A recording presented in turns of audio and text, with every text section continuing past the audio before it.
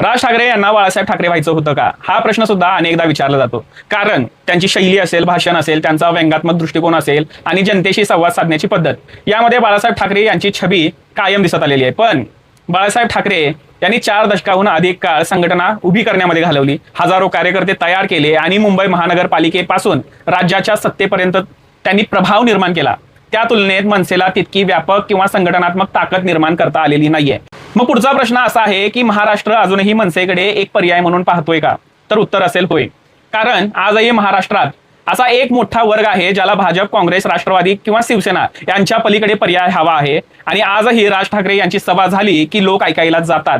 आजही त्यांच्या मुलाखती, भाषण किंवा भूमिका किंवा त्यांच्या भूमिकेवरील चर्चेचा विषय हा नेहमी चर्चेचा विषय बनतो. याचा अर्थ त्यांच्याबद्दल राजकीय आकर्षण अजूनही संपलेलं नाहीये. मात्र मनसेला खऱ्या अर्थाने तिसरा पर्याय बनायचा असेल तर काही गोष्टी बदलणं आवश्यक आहे. पहिली गोष्ट म्हणजे स्पष्ट आणि सातत्यपूर्ण विचारधारा. दुसरी महत्वाची गोष्ट म्हणजे संघटन. एक मजबूत संघटनाची मनसेला खूप नितांत गरज आहे. त्यानंतर तिसरी गोष्ट म्हणजे स्थानिक नेतृत्व. महाराष्ट्रामध्ये मनसेचं असं स्थानिक नेतृत्व निर्माण झालेलं नाहीये. आणि चौथी गोष्ट म्हणजे फक्त भाषणांवर निवडणुका जिंकता येत नाहीत. निवडणूक जिंकण्यासाठी यंत्रणा उभी करणं खूप महत्वाची गोष्ट आहे. आणि शेवटची गोष्ट म्हणजे मराठी अस्मितेबरोबर रोजगार, शेती, उद्योग, शिक्षण, पाणी, आरोग्य आणि स्थानिक स्वराज्य संस्थांवर ठोस कार्यक्रम मांडणं मनसेला खूप गरजेचं आहे.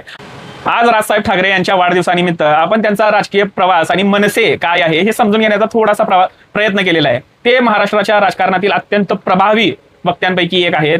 त्यांनी अनेक मुद्दे मुख्य प्रवाहात आणले सुद्धा आहेत. त्यांनी मराठी अस्मितेचा मुद्दा अजूनही जिवंत ठेवलेला आहे. पण करिश्मा, लोकप्रियता आणि राजकीय यश यामध्ये असलेली दरी अजूनही पूर्णपणे भरून निघालेली नाहीये. भविष्यात ती भरून निघेल का, हा सवाल असेल. महाराष्ट्र मनसेकडे तिसरा पर्याय म्हणून पूर्णपणे वळेल का, हा सुद्धा एक सवाल असेल. आणि राज ठाकरे आपल्या राजकीय कारकिर्दीच्या पुढच्या टप्प्यात स्वतःला पुन्हा नव्याने उभा करू शकतील का? उत्तर येणारा काळ देईल आणि ती जनताच देईल. तुम्हाला काय वाटतंय? कमेंट्समध्ये नक्की